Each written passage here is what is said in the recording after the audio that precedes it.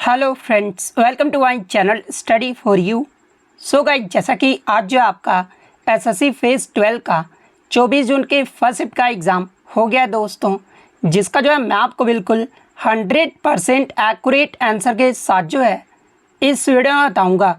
तो देख लेते हैं कि किस प्रकार के जो है आज आपके 24 जून के फर्स्ट शिफ्ट के एग्ज़ाम में जो है प्रश्न पूछे गए हैं। उससे पहले एक बात और दोस्तों, कि जिन्होंने भी अगर चैनल को सब्सक्राइब नहीं किया है तो एसएससी फेज़ 12 एग्ज़ाम से रिलेटेड पल पल की अपडेट के लिए जो है चैनल को सब्सक्राइब ज़रूर कर दीजिएगा। और बगल में ही आपको एक बेल आइकन यानी घंटे का निशान भी दिख रहा होगा, तो आप उसे भी जो है ज़रूर प्रेस कर दीजिएगा। तो चलिए वीडियो को स्टार्ट करते हैं। तो आपका पहला क्वेश्चन आया था कि which of the following disease is caused bye deficiency of iodine, यानी निम्नलिखित में से कौन सा रोग जो है आयोडीन की कमी से होता है। तो देखिए, ये जो आपका ग्वाइटर यानी जो ये आपका घेंगा रोग होता है ना, ये आपके आयोडीन की कमी के कारण होता है। तो घेंगा रोग आपका यहाँ पे करेक्ट आंसर होगा। नेक्स्ट क्वेश्चन आपका यहाँ पर आता है कि सितंबर 2023 से पहले रेलवे के जो है सीईओ यानी चीफ एग्जीक्यूटिव ऑफिसर जो है ये कौन थे। तो देखिए, सितंबर 2023 से पहले जो आपके रेलवे के सीईओ थे ना, ये आपके अनिल कुमार लाहोटी थे। तो अनिल कुमार लाहोटी आपका यहाँ पे करेक्ट आंसर होगा। इसके अलावा बात कर ले रेलवे के वर्तमान में आपका अध्यक्ष और सीईओ कौन है। तो देखिए, रेलवे के वर्तमान में अध्यक्ष और जो सीईओ है ना, ये आपके जया वर्मा सिन्हा हैं। और ये कब से हैं, तो ये आपके 1 सितंबर 2023 से जो है ये आपके पदभार जो है वो ग्रहण किए हैं। तो ये फैक्ट भी आपको ध्यान में रखना है। इसके अलावा अगर एग्जाम में पूछा जाए कि रेलवे बोर्ड के जो है आपके पहली महिला अध्यक्ष और सीईओ जो है वो कौन बनी है, तो देखिए रेलवे बोर्ड के पहली महिला अध्यक्ष और जो सीईओ है ना, ये आपके जया वर्मा सिन्हा बनी है। तो ये पॉइंट भी आप ध्यान में रखिएगा। इसके अलावा अगर पूछा जाए कि रेलवे बोर्ड की पहली महिला सदस्य अगर पूछा जाए कि कौन थी, तो देखिए रेलवे बोर्ड की जो पहली महिला सदस्य थी ना, ये विजयलक्ष्मी विश्वनाथन थी। तो ये पॉइंट भी आप ध्यान में रखिएगा। नेक्स्ट क्वेश्चन आपका यहाँ पर आया था कि भारत के संविधान का अनुच्छेद 20 जो है ये किससे संबंधित है। तो देखिए, अनुच्छेद 20 की बात कर ले तो ये जो आपका अपराधों के लिए सजा के संबंध में संरक्षण से संबंधित है। तो ये पॉइंट जो आपका यहाँ पे करेक्ट आंसर होगा। देखिए, आर्टिकल 20 में जो आपका कहा गया है कि एक आरोपी व्यक्ति चाहे वह भारत का नागरिक हो या फिर विदेशी नागरिक हो, उसके मनमानी और अत्यधिक सजा के खिलाफ जो है 3 प्रकार का सुरक्षा जो है वो प्रदान जो है वो किया जाएगा। इसके अलावा अगर अनुच्छेद 21 की बात कर लें तो देखिए, अनुच्छेद 21 के तहत जो है जीवन और व्यक्तिगत स्वतंत्रता की सुरक्षा की गारंटी जो है वो प्रदान किया गया है। यानी कोई भी व्यक्ति कानून द्वारा स्थापित प्रक्रिया के अनुसार जीवन या व्यक्तिगत स्वतंत्रता से जो वो वंचित नहीं होगा। ये जो आपका अनुच्छेद 21 में कहा गया है। तो ये फैक्ट भी आप ध्यान में रखिएगा। नेक्स्ट क्वेश्चन आपका यहाँ पर आता है कि बराबर पहाड़ी की जो गुफा है ना, ये भारत के किस राज्य में स्थित है। तो देखिए, बराबर पहाड़ी की गुफा जो है ये आपके बिहार राज्य में स्थित है। और बिहार के किस जिले में स्थित है, तो ये आपका जहानाबाद जिले में स्थित है। तो बिहार आपका यहाँ पे करेक्ट आंसर होगा। नेक्स्ट क्वेश्चन आपका यहाँ पर था कि भारत के संगीत नाटक एकेडमी के अनुसार, यहाँ पे संस्कृति मंत्रालय नहीं, संगीत नाटक एकेडमी के अकॉर्डिंग पूछा गया था। तो देखिए, भारत के संगीत नाटक एकेडमी के अनुसार 2023 तक जो है भारत में कितने शास्त्रीय नृत्य का जो वो दर्जा दिया गया है। तो देखिए, संगीत नाटक एकेडमी के अनुसार भारत में जो है टोटल 8 शास्त्रीय नृत्य को जो वो दर्जा दिया गया है। वहीं अगर संस्कृति मंत्रालय के अकॉर्डिंग अगर पूछा जाए तो देखिए, संस्कृति मंत्रालय के अकॉर्डिंग 6 नृत्य यानी 6 नृत्य को भी जो वो शास्त्रीय नृत्य का दर्जा दिया गया है। यानी संस्कृति मंत्रालय के अकॉर्डिंग टोटल आपके 9 शास्त्रीय नृत्यों को जो वो दर्जा दिया गया है। लेकिन आपका जो है संगीत नाटक एकेडमी के अकॉर्डिंग पूछा गया था, तो 8 जो है आपका यहाँ पे करेक्ट आंसर होगा। इसके अलावा बात कर ले संगीत नाटक एकेडमी के अनुसार 8 शास्त्रीय नृत्य कौन कौन से हैं। तो पहला आपका भरतनाट्यम है, जो कि तमिलनाडु राज्य का शास्त्रीय नृत्य है। सेकंड आपका कथक है, जो कि आपका उत्तर प्रदेश राज्य का एक शास्त्रीय नृत्य है। थर्ड आपका कथकली है, जो कि आपका केरल का शास्त्रीय नृत्य है। फोर्थ आपका कुचिपुड़ी, जो कि आंध्र प्रदेश का शास्त्रीय नृत्य है। ओडिशा जो है ये आपका ओडिसी जो है ये आपका उड़ीसा का शास्त्रीय नृत्य है। मणिपुरी जो है ये आपका मणिपुर का शास्त्रीय नृत्य है। और मोहिनीअट्टम जो ये आपका केरल राज्य का शास्त्रीय नृत्य है। सत्रिया जो है ये आपका असम राज्य का शास्त्रीय नृत्य है। तो ये आपके संगीत नाटक अकादमी के अकॉर्डिंग 8 शास्त्रीय नृत्य को जो वो दर्जा दिया गया है। और अगर संस्कृति मंत्रालय के अकॉर्डिंग पूछा जाए तो 6 यानी 9 शास्त्रीय नृत्य को जो है वो दर्जा दिया गया है। नेक्स्ट क्वेश्चन आपका यहाँ पर आया था कि जब हुमायूं 1539 में चौसा का युद्ध और 1540 में जो है कन्नौज का युद्ध, जिसे बिलीग्राम का युद्ध भी कहा जाता है, जब ये दोनों युद्ध जो है हारा था हुमायूं, तो उसके बाद जो है ये कौन सा देश जो है वो भाग गया था। तो देखिए ये दोनों युद्ध हारने के बाद हुमायूं जो है ये आपका ईरान जो है वो भाग गया था, तो ईरान आपका यहाँ पे करेक्ट आंसर होगा। इसके अलावा एग्जाम में यहाँ से एक प्रश्न और पूछा जाता है कि जब हुमायूं जो है ईरान भाग गया था तो उसको जो है किसने शरण दी थी। तो देखिए ये जो शरण है ना, ये आपके शाह तहमासप जो कि एक फारसी राजा थे, इनके द्वारा जो वो शरण जो वो दिया गया था। इसके अलावा बात कर ले हुमायूं के बारे में, तो हुमायूं जो था ये आपका दूसरा मुगल सम्राट था, जिसने भारत में जो है मुगल शासन के दौरान जो है भारत पर शासन भी किया था, और कुछ आंतरिक समस्याओं के कारण जो है ये आपका चौसा और कन्नौज में जो है शेर खान से युद्ध जो वो हार गया था, और ये जो है ईरान भागने के लिए जो वो मजबूर होना पड़ा था। तो ईरान आपका यहाँ पे करेक्ट आंसर होगा। नेक्स्ट क्वेश्चन आपका यहाँ पर आया था कि जनसंख्या में प्रति 1000 पुरुषों पर जो है महिलाओं की संख्या को जो वो क्या कहा जाता है। तो देखिए प्रति 1000 पुरुषों पर महिलाओं की संख्या को जो है ये आपका लिंगानुपात यानी सेक्स रेशियो जो है वो कहा जाता है। तो लिंगानुपात आपका यहाँ पे करेक्ट आंसर होगा। इसके अलावा बात कर रहे हैं 2011 की जनगणना के अकॉर्डिंग भारत का जो है लिंगानुपात कितना रहा था, तो ये आपका 943 रहा था। वहीं अगर सबसे अधिक लिंगानुपात वाला राज्य पूछा जाए तो देखिए सबसे अधिक जो लिंगानुपात वाला राज्य रहा था ना, ये आपका केरल राज्य रहा था। केरल का जो लिंगानुपात है ना, ये आपका 1084 रहा था, यानी प्रति 1000 पुरुषों पर जो महिलाओं की संख्या थी ना, वो आपका 1084 था। इसके अलावा बात कर ले सबसे कम लिंगानुपात वाला राज्य अगर पूछा जाए तो ये आपका हरियाणा राज्य रहा था। हरियाणा का जो लिंगानुपात है ना, ये आपके 877 रहा था। तो ये पॉइंट भी आपको ध्यान में रखना है। नेक्स्ट क्वेश्चन आपका यहाँ पर आया था कि 17वीं लोकसभा से उड़ीसा में जो है ये कितने सांसद थे। तो देखिए 17वीं लोकसभा में उड़ीसा में जो है आपके 21 लोकसभा जो है वो सदस्य की 21 लोकसभा जो है वो सीट थी। तो 21 आपका यहाँ पे करेक्ट आंसर होगा। वहीं अगर राज्यसभा की सीट की बात कर ले तो ये आपका 10 राज्यसभा सीट था। वहीं अगर बात कर ले वर्तमान में उड़ीसा के नए मुख्यमंत्री जो वो कौन बने हैं, तो देखिए हाल ही में उड़ीसा के जो नए मुख्यमंत्री है ना, ये मोहन चरण मांझी बने हैं। तो ये पॉइंट भी आपको ध्यान में रखना है। अब देखिए लोकसभा सीट से जो आपके लगातार प्रश्न पूछे जा रहे हैं, जैसे कि प्रीवियस शिफ्टों में आपसे पूछा गया था कि मेघालय में लोकसभा सीट जो है वो कितनी है। तो मेघालय की बात कर ले तो यहाँ पे 2 लोकसभा सीट है।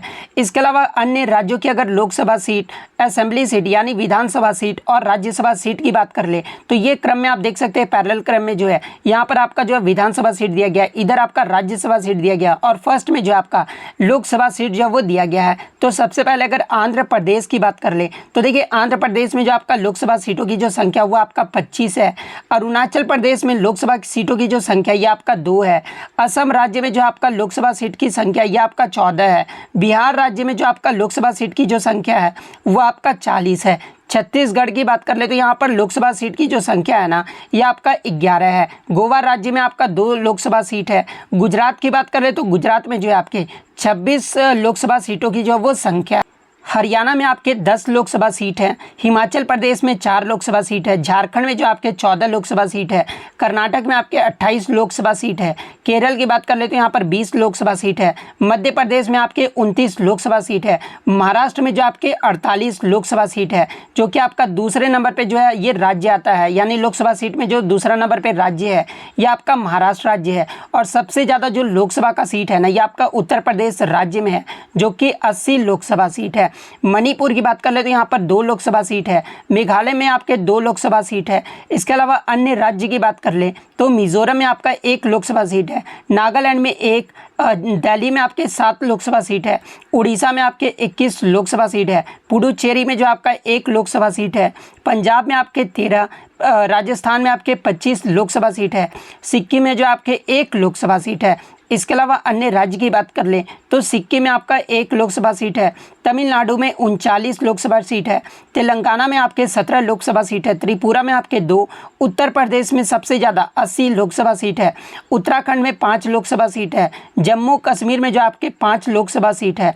वेस्ट बंगाल में जो आपके 42 लोकसभा सीट है। तो ये सारे राज्यों के लोकसभा सीट को जो है आपको ध्यान में रखना है। नेक्स्ट क्वेश्चन आपका यहाँ पर था कि BMI यानी बॉडी मास इंडेक्स पता करने का जो है फॉर्मूला जो है वो पूछा गया था। तो देखिए BMI का जो सूत्र होता है ना, ये आपके kg पर मीटर स्क्वायर होता है, जहाँ पर kg क्या होता है, तो ये आपके व्यक्तियों का जो वजन होता है ना वो किलोग्राम में जो है वो मापा जाता है। और ये जो आपका m स्क्वायर होता है ना, ये व्यक्तियों की जो हाइट होती है ना वो मीटर वर्ग में जो है वो मापा जाता है। तो kg पर मीटर स्क्वायर आपका यहाँ पे करेक्ट आंसर होगा।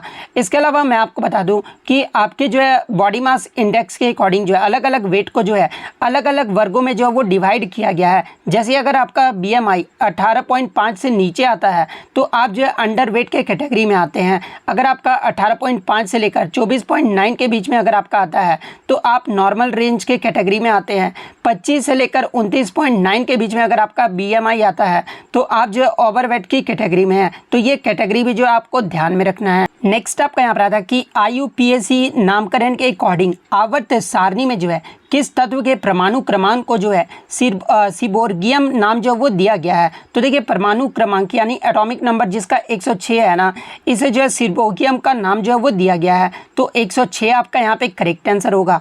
इसके अलावा सीबोग्रियम की बात कर ले तो देखिए सीबोग्रियम जो है एक आपका कृत्रिम रासायनिक तत्व है जिसका प्रतीक यानी सिंबल जो होता है ना ये आपका Sg होता है और इसका परमाणु संख्या यानी एटॉमिक नंबर जो है वो आपका 106 होता है। इसके अलावा सीबोग्रियम का जो नाम है ये किसके नाम पर जो वो दिया गया है, तो इस तत्व का जो नाम है ना ये आपके ग्लेन टी सीबोर्ग के नाम पे जो वो रखा गया था, जो कि आपके क्या थे, तो एक अमेरिकी परमाणु रसायनज्ञ और एक नोबेल पुरस्कार विजेता भी थे। तो इनका नाम भी जो आपको ध्यान में रखना है। नेक्स्ट क्वेश्चन आपका यहाँ पर आता है कि कांग्रेस के तीसरे अधिवेशन की जो अध्यक्षता है ना ये किसके द्वारा जो वो किया गया। तो देखिए अगर भारतीय राष्ट्रीय कांग्रेस की बात कर ले तो देखिए भारतीय राष्ट्रीय कांग्रेस की जो स्थापना है ना ये आपके 28 दिसंबर 1885 को जो है बम्बई में इसकी स्थापना जो वो किया गया था। और इसकी जो स्थापना ये किसके द्वारा किया गया था, तो ये आपके A.O. ह्यूम के द्वारा जो है वो किया गया था। और पहला जो अधिवेशन है ये आपका 1885 में जो है बम्बई में आयोजित किया गया था। और इसके जो पहले अध्यक्ष जो बनाए गए थे ना ये W.C. बनर्जी को जो वो बनाया गया था। दूसरे अधिवेशन की बात कर ले तो कांग्रेस का जो दूसरा अधिवेशन है ये आपका 1886 में हुआ था, जो कि आपका कलकत्ता में आयोजित किया गया था। और इसके अध्यक्ष जो है वो दादा भाई नौरोजी को जो है वो बनाया गया था। तीसरे अधिवेशन की बात कर ले तो ये आपका 1887 में जो है मद्रास में आयोजित किया गया था। और इसके जो अध्यक्ष है ये आपके सैयद बदरुद्दीन तैयबजी को जो है वो बनाया गया था, जो कि आपके कांग्रेस के पहले मुस्लिम अध्यक्ष भी जो है वो बने थे। तो सैयद बदरुद्दीन तैयबजी आपका यहाँ पे करेक्ट आंसर होगा। वहीं अगर चौथे अधिवेशन की बात कर ले तो देखिए चौथा अधिवेशन जो है आपका 1888 में इलाहाबाद में आयोजित किया गया था। और ये जो आपके इसके जो अध्यक्ष है ये जॉर्ज यूल को बनाया गया था, जो कि आपके कांग्रेस के जो है पहले अंग्रेजी अध्यक्ष जो वो बनाए गए थे। तो एग्जाम में पूछा जाता है कि कांग्रेस के पहले अंग्रेजी अध्यक्ष जो है ये किसे बनाया गया था, तो ये जॉर्ज यूल को जो है वो बनाया गया था। 1896 का जो कलकत्ता अधिवेशन हुआ था इसकी जो अध्यक्षता है ना ये रहमतुल्लाह सियानी के द्वारा जो वो किया गया था। और इसी अधिवेशन में जो है मैं आपको बता दूं कि इसी अधिवेशन में जो आपका राष्ट्रीय गीत है ना वंदे मातरम पहली बार रविन्द्रनाथ टैगोर के द्वारा जो है इसी अधिवेशन में जो वो गाया गया। इसके अलावा एग्जाम में प्रश्न पूछा जाता है कि भू राजस्व के अस्थायी निर्धारण की जो मांग है ये किस अधिवेशन में किया गया था। तो देखिए भू राजस्व के अस्थायी निर्धारण की जो मांग है ना ये आपके 1899 का जो लखनऊ अधिवेशन हुआ था, जिसकी अध्यक्षता जो है रोमेश चंद्र दत्त के द्वारा जो है वो किया गया था। और इसी में जो इसकी मांग जो है वो किया गया था।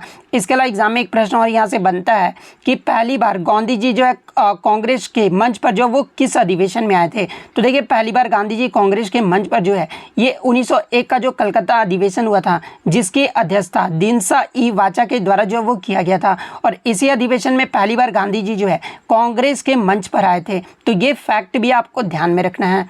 नेक्स्ट क्वेश्चन आपका यहाँ पर आया था कि स्वर्ण क्रांति यानी गोल्डन रेवोल्यूशन जो है ये किससे संबंधित है। तो देखिए गोल्डन रेवोल्यूशन की बात कर ले तो ये जो आपका हनी और हॉर्टिकल्चर के प्रोडक्शन से संबंधित है, यानी बागवानी और शहद से संबंधित है। तो बागवानी और शहद आपका यहाँ पे करेक्ट आंसर होगा।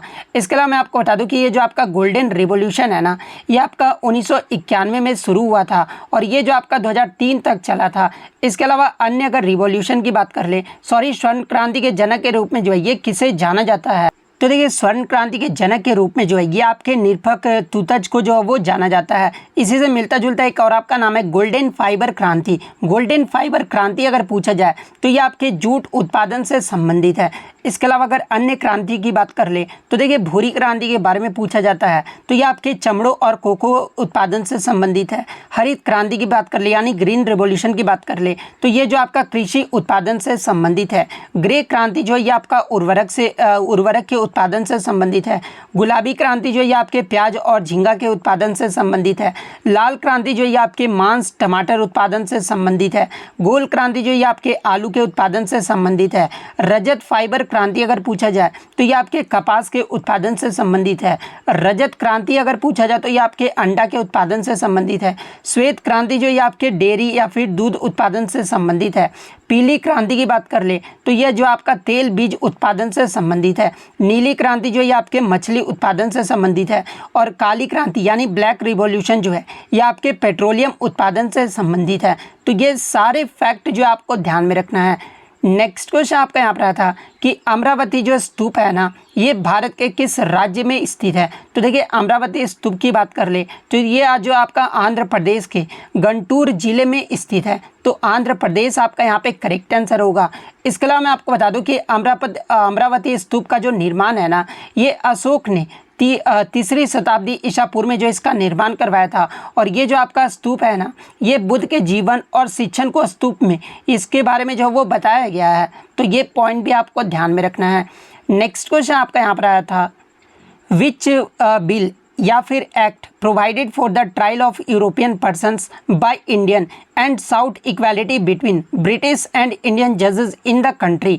यानी भारतीयों द्वारा यूरोपीय व्यक्तियों के परीक्षण और देश में ब्रिटिश और भारतीय न्यायाधीशों के बीच समानता की मांग के लिए जो है कौन सा विधेयक या फिर अधिनियम जो वो प्रदान किया गया था।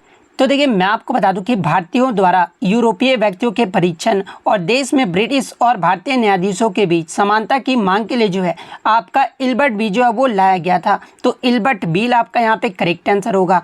इसके अलावा बात कर ले इल्बर्ट बिल को जो है ये किस वासरा के दौरान जो वो पेश किया गया था।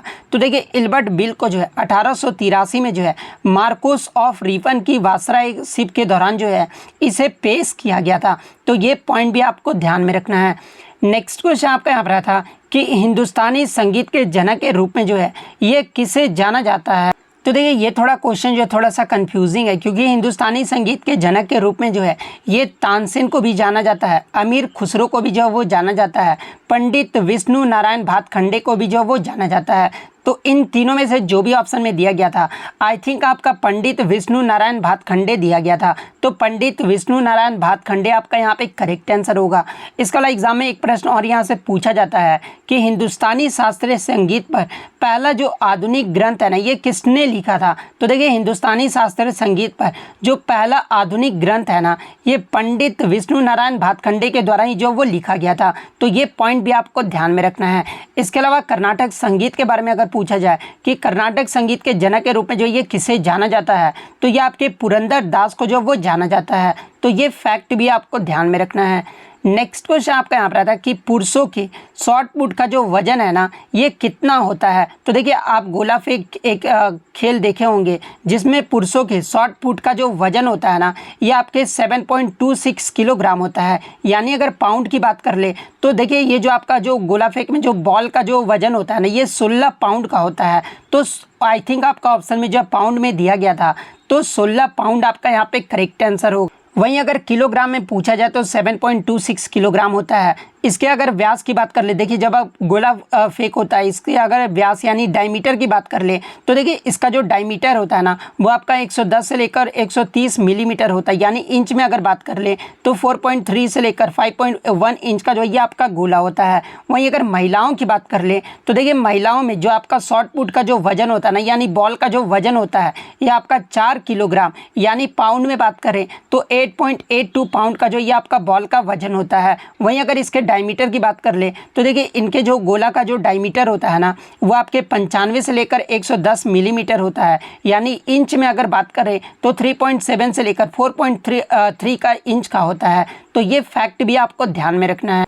नेक्स्ट क्वेश्चन आपका यहाँ पर आता है कि बाहू किला ये जो है कहाँ पर स्थित है। तो देखिए बाहू किला की बात कर ले तो ये आपका जम्मू कश्मीर के जम्मू शहर में स्थित है। तो जम्मू आपका यहाँ पे करेक्ट आंसर होगा।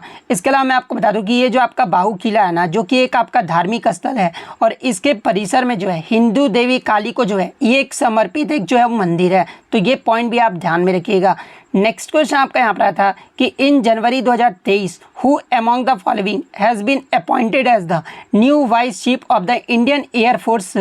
तो यानी जनवरी 2023 में निम्नलिखित में से जो है किसे भारतीय वायुसेना का जो है नया उप प्रमुख जो है वो नियुक्त किया गया है। तो यहाँ पर जनवरी 2023 नहीं होगा, यहाँ पर फरवरी 2023 में आपके जो भारतीय वायुसेना का नया उप प्रमुख जो है ये आपके एयर मार्शल AP सिंह को जो वो नियुक्त किया गया था। तो AP सिंह आपका यहाँ पे करेक्ट आंसर होगा। और ये जो AP सिंह है ये किसका स्थान लिए थे, तो ये आपके एयर मार्शल संदीप सिंह का जो वो स्थान लिए हैं। तो ये पॉइंट भी आपको ध्यान में रखना है। नेक्स्ट क्वेश्चन आपका यहाँ पर आता है कि स्टार्टअप इंडिया योजना के तहत जो है कितने रुपए तक का जो वो लोन दिया जाता है। तो देखिए सबसे पहले हम लोग जान लेते हैं कि स्टार्टअप इंडिया योजना होता क्या है। तो देखिए भारत में उद्यमिता को बढ़ावा देने के लिए जो है 16 जनवरी 2016 को केंद्र सरकार के द्वारा जो है स्टार्टअप इंडिया योजना जो वो शुरू किया गया था। और इस योजना का जो उद्देश्य था ना वो स्टार्टअप के लिए आसान वित्त पोषण विकल्प प्रदान करना था। और क्योंकि इन संस्थानों को जो है औपचारिक ऋण प्राप्त करने में जो वो कठिनाई हो सकती है और इस योजना के तहत जो है जो आपके SC और ST महिलाएं होती है ना उनके उद्यमियों को जो है 10 लाख रुपए से लेकर जो है 1 करोड़ रुपए के बीच वित्त पोषण जो वो प्रदान किया जाता है। तो ऑप्शन में अगर आपका 10 लाख रुपए से लेकर 1 करोड़ रुपए दिया गया होगा तो ये जो आपका यहाँ पे करेक्ट आंसर होगा। नेक्स्ट क्वेश्चन आपका यहाँ पर आता है कि सबसे महत्वपूर्ण लौ अयस्क मैग्नेटाइट का जो 70% है ना ये किस राज्य में पाया जाता है। तो देखिए मैं आपको बता दूं कि लौ अयस्क जो होता है वो आपका 4 प्रकार का होता है। और वो 4 प्रकार कौन कौन से हैं, तो देखिए लौ अयस्क जो आपके 4 प्रकार होते हैं, पहला आपका हेमेटाइट होता है, सेकंड आपका मैग्नेटाइट होता है, थर्ड आपका लिमोनाइट होता है और फोर्थ जो होता है वो आपका साइडेराइट होता है। तो ये जो आपके लौ अयस्क के 4 प्रकार होते हैं, लेकिन इनमें भी जो सबसे जो महत्वपूर्ण होता है ना ये आपके हेमेटाइट और मैग्नेटाइट होता है। और मैग्नेटाइट का जो 70% है ना ये सबसे ज़्यादा जो है ये आपका कर्नाटक राज्य में पाया जाता है। कर्नाटक में जो है 73% जो है ये आपका मैग्नेटाइट जो है वो पाया जाता है। तो कर्नाटक आपका यहाँ पे करेक्ट आंसर होगा। उसके बाद जो है सबसे ज़्यादा आंध्र प्रदेश में जो है मैग्नेटाइट पाया जाता है जो कि 14% पाया जाता है। वहीं अगर बात कर ले यहाँ पर हेमेटाइट के बारे में पूछा जाए तो देखिए हेमेटाइट जो है ये उड़ीसा राज्य में जो है आपका 33% सबसे ज़्यादा जो है ये आपका उड़ीसा राज्य में पाया जाता है जो कि 33% पाया जाता है।